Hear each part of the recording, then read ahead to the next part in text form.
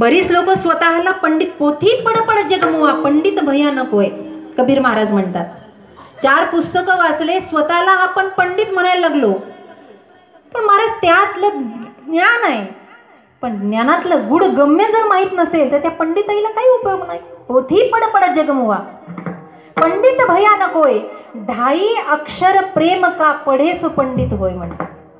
पढे सो पंडित होय. पण अशी पंडित लोक आहेत की ज्यांना ज्ञान आहे पण भक्तीचं रहस्य माहीत नाही. यामध्ये भागवताची एक कथा आहे, प्राचीन बरहीची कथा आहे. आज फक्त भागवतावर बोलायचंय. फार सुंदर ग्रंथ आहे. जीवन जगायला रामायण शिकवतं, पण मृत्यू कसा असावा हे भागवत शिकवतं. भागवत. त्याच भागवतामध्ये एकादश स्कंदामध्ये यदुराजाला भगवान दत्तात्रयाने उपदेश केलेला आहे. 24 गुरूंचा उपदेश आहे. फार सुंदर आहे. कधी निवांत असाल तर तुम्ही घरी आणून वाचा.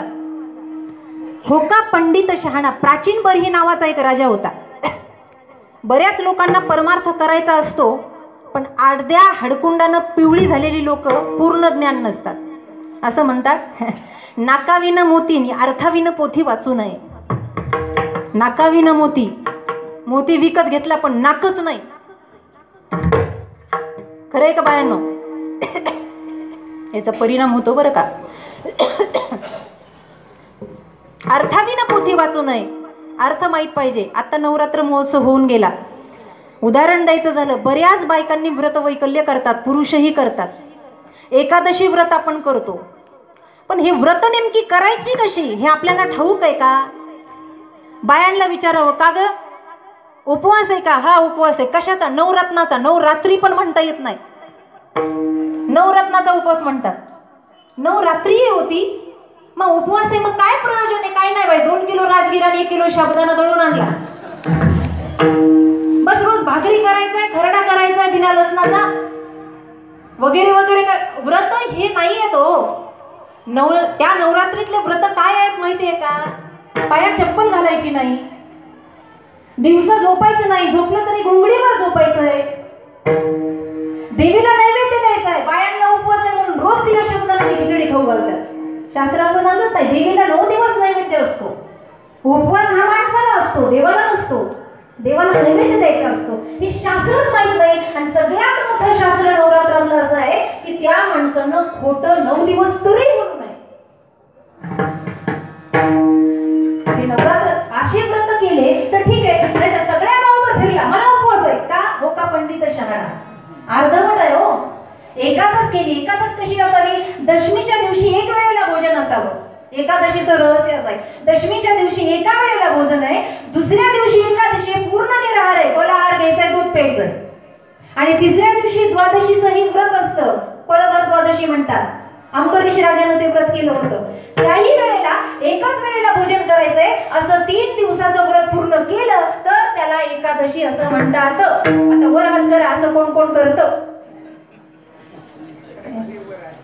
होत नाही ना महाराज, हे शक्य नाहीये. फिरावं लागतं. अहो दुसऱ्या दिवशी उपवास असला की आदल्या दिवशी बाई म्हणते, अहो बाळूचे पप्पा उद्या उपवास आहे बरं का, जरा सावकाश होऊ द्या. उपवासाच्या दिवशी म्हणते, अहो उपवास आहे बरं का, जरा सावकाश होऊ द्या. उपवास सोडायच्या वेळेला म्हणते, कालचा उपवास होता, जरा सावकाश होऊ द्या. ही व्रत नाही आहेत, ही वैकल्य नाही आहे, ही भक्ती नाहीच आहे. असं अर्धवट ज्याला ज्ञान मिळालं ना, तो शहाणा नाही आहे. तो शहाणा नाहीये. प्राचीन बरी हवन करायचा, तोही भक्तच होता. कर्मकांड करायचा, हवन करायचा. हवन त्याला कोणी जर म्हणलं ना देवाचं नामस्मरण कर, तो करत नव्हता. सारखं कर्मकांड करायचा, सारखं त्या यज्ञामध्ये आहुती टाकायचा. त्याचं पूर्वजांचं पुण्य भरपूर होतं, पण त्याचं पाप वाढत चाललेलं होतं. आता तुम्ही म्हणाल की हवन केल्यानं कुठं पाप वाढतंय का? मर्म या कथेमध्ये ऐका. हवन केल्यानं कुठं पाप वाढतंय का? हवन केल्यानं पाप वाढतं का? त्या हवनामध्ये ज्या समिधा टाकायच्या असतात. समिधा म्हणजे काय? ज्या वनाच्या साली जे चरू आपण गोळा करतो त्याला समिधा असं म्हणतात. काही काही लोकांना समिधा म्हणता येत नाही, लाकडं म्हणतात. येड्या जातीची कुठली लाकडं म्हणतात का त्याला? अहो ती माणसं जाळायला असतात, यज्ञ करायला नाही. त्याला समिधा, हे शास्त्र आहे, विनाकारण नाही ना. विचारा, साधू संतांना विचारा. ही संत मंडळी आपल्यासाठी, त्यांच्याजवळ बसा. तद्विती प्रणिपातेन परिप्रश्नेन सेवया उपदेशन्ति. कधी ताई जवळ एखाद्या बाईनं विचारलं का, ताई माऊलीला जाऊन विचारलंय का काही मी उद्धार पावे ना? काही कृपा, तुम्ही जी राख रांगोळी केली, आज एवढं भव्य दिव्य तीर्थक्षेत्र तयार केलं, आज तुम्ही हे सगळं सांभाळता, तुम्हाला याच्यामध्ये आनंद आहे, संसारात आम्ही आनंद मांडला पण आम्हाला आनंद भेटत नाही, ताई तुम्ही प्रसन्न वाटता, काय तुमच्या प्रसन्नतेचं कारण आहे सांगा? काही मी उद्धार पावेन, काही कृपा करीन नारायण, ऐसे तुम्ही सांगा. ही मंडळी याच्यासाठीच आहे.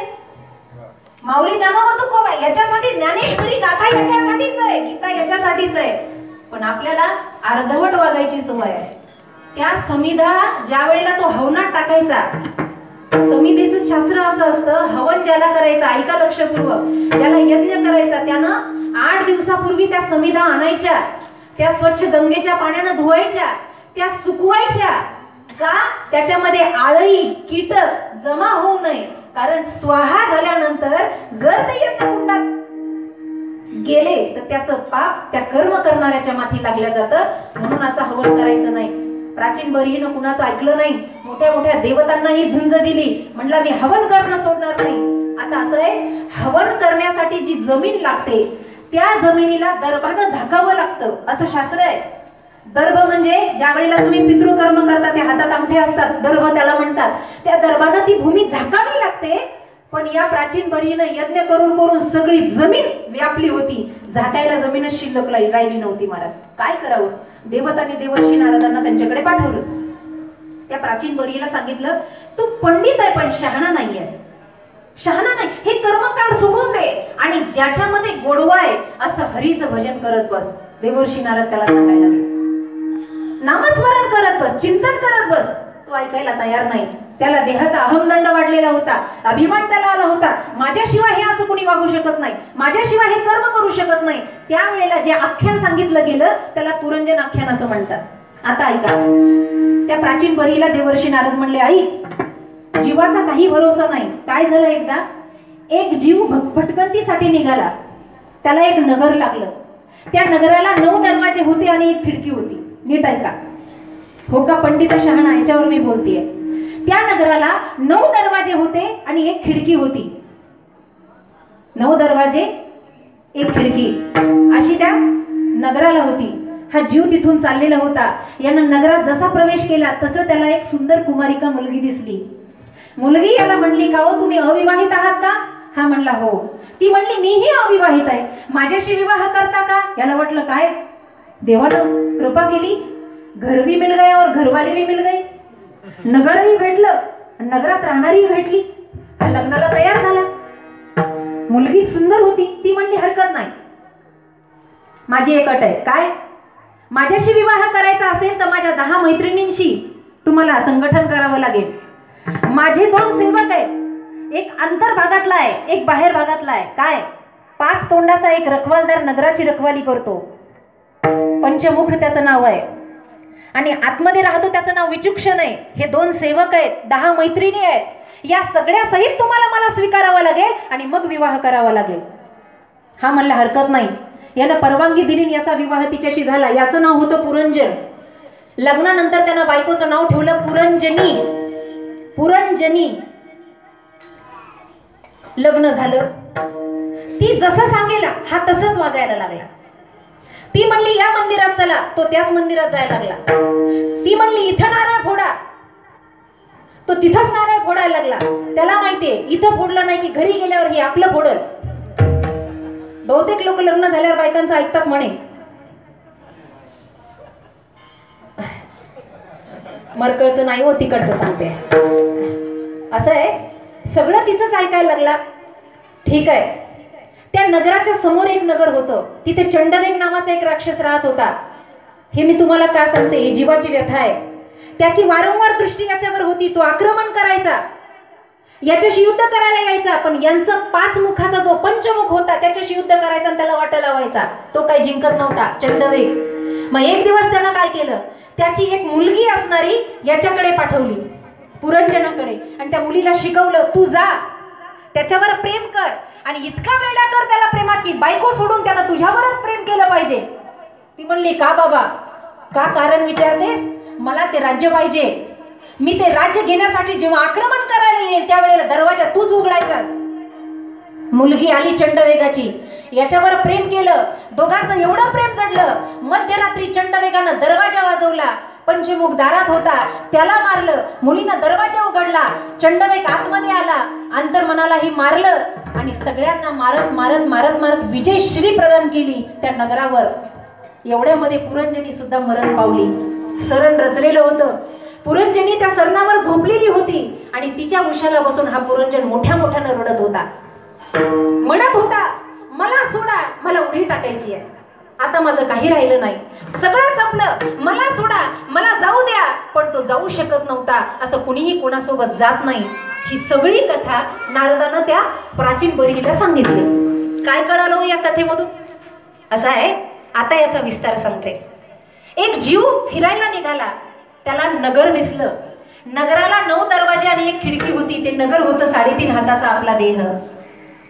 9 दरवाजे दसरी खिडकी बाजे अनु हात ढोल तुझे रे राम मिले अनमोल. या शरीराला 9 दरवाजे आणि एक खिडकी आहे. इथे जीव वास करतोय.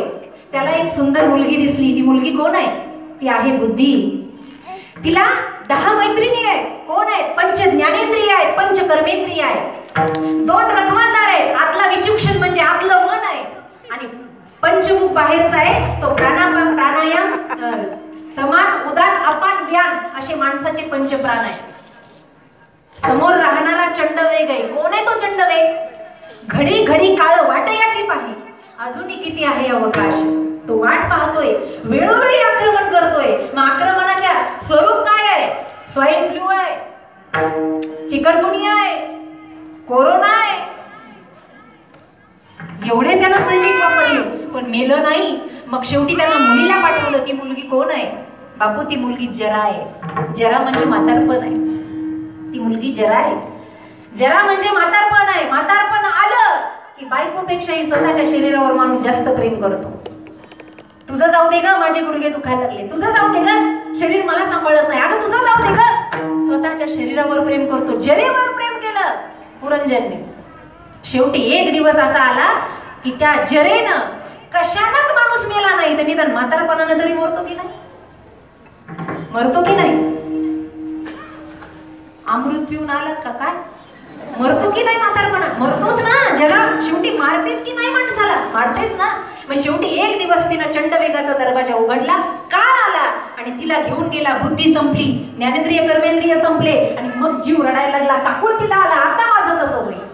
आता सगळं संपलं. प्राचीन बरीला हे ज्ञान ज्या वेळेला झालं त्याने नारदाचे पाय धरले. खरं आहे, संत संगती विना जीवाला खऱ्या भक्तीचा आनंद लागत नाही. आतापर्यंत मला ज्ञान होतं पण ते अर्धवट होतं. आता मला खरा उद्देश भागवत धर्माचा कळाला. आता मात्र मी हरिस्मरण करतो आणि तिथं पुढे तो हरिस्मरणामध्ये रत झाला. सांगितलं का? हरिस्मरणाच्या अंतरंग प्रेमाशिवाय भक्तीचा जिव्हाळा आणि निशुल्क आहे. महाराज म्हणतात, अनेक नाही माझी मना हो का पंडित शहाणा. तो शहाणा आहे. मग काय पुढे? अहो, नाम आणि रूपावर ज्यांचं चित्त जडलेलं आहे, चित्त ज्यांचं जडलेलं आहे त्यांचा मी काकुळतीनं दास आहे, अंकित झालोय. कसा अंकित झालो? नाम आणि रूप तर मायेचं स्वरूप आहे ना. दैवी हेषा गुणमयी मम माया दुरतया मामेवय प्रपदन्ते मायामे तंतरन्ते ते. नाम आणि रूप याच्यावर जर जीव भाळत असेल तर ते मायेचं स्वरूप आहे. पण जडले म्हणल्यानंतर तो शब्द परमात्माशी लागून आला. अर्थात नाम आणि रूप हे फक्त आम्हाला देवाचं आवडलं, देवाचं आवडलं म्हणून पांडुरंग क्रांती म्हणा येत असेल पांडुरंग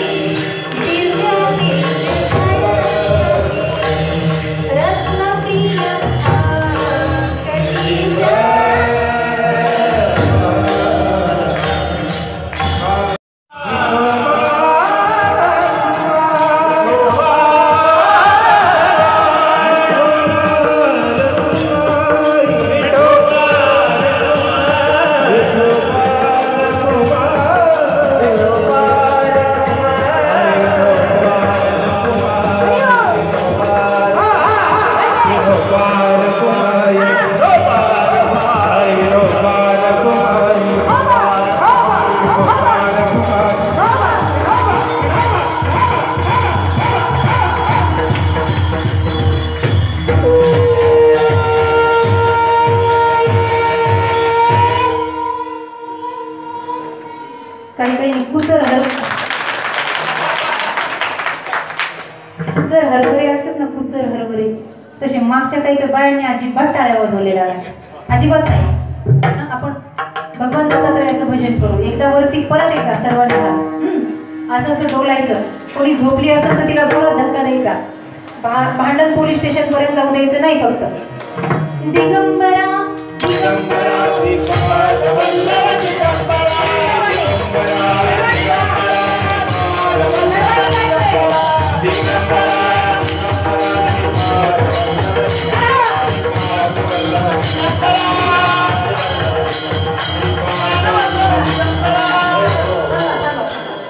याच्यातही कुचर हरभरे आहेत महाराज.